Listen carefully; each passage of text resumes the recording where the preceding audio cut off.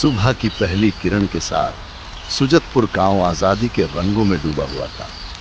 गली गली में तिरंगे लहरा रहे थे, बच्चे हंसते खेलते झंडे लहरा रहे थे और बुजुर्ग पीपल के पेड़ के नीचे चाय की चुस्की ले रहे थे। हर चेहरे पर एक अनकही खुशी थी। लेकिन तभी गांव की खामोशी को तोड़ता हुआ धूल उड़ाता एक हरा सेना का ट्रक गली में दाखिल हुआ। बच्चों के खेल रुक गए और सबकी नजरें उसी तरफ मुड़ गई। ट्रक से उतरे सिपाही और उन्होंने उठाया तिरंगे में लिपटा एक ताबूत। उस ताबूत ने पूरे गांव की सांसें रोक दी। हर कोई जानता था ये किसका है। सालों पहले यही रोहन था जो रिपब्लिक डे पर टीवी के सामने बैठा आंखें चमकाकर परेड देखता था। उसके पिता उसके सर पर हाथ फेरते और कहते, एक दिन तू भी सलाम करेगा बेटा।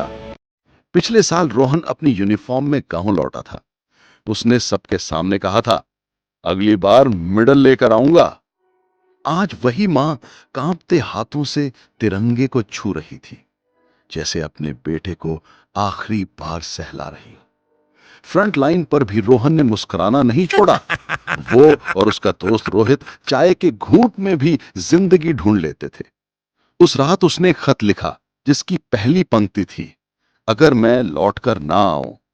यह खत आज तक किसी ने नहीं पढ़ा था। सुबह होते ही रोहन ने अपने साथियों से कहा, यह जंग सिर्फ जमीन के लिए नहीं, वतन के लिए है। गोलीबारी बढ़ रही थी, धुआं, धूल और चीखें हर तरफ। रोहन ने अपनी जान दांव पर लगाकर रोहित को खींचकर मौत के मुंह से निकाला।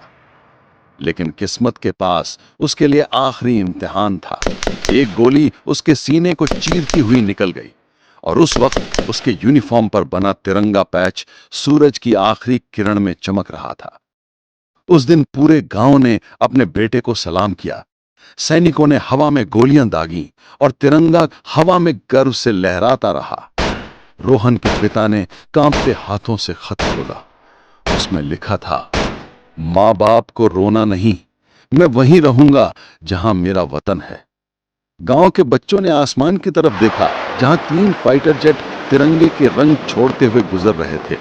उन्होंने सोचा, एक दिन हम भी रोहन भैया जैसे बनेंगे। वो चला गया, लेकिन उसका सलाम हर 15 अगस्त को गूंजेगा, क्योंकि कुछ कहानियां कभी खत्म नहीं होती।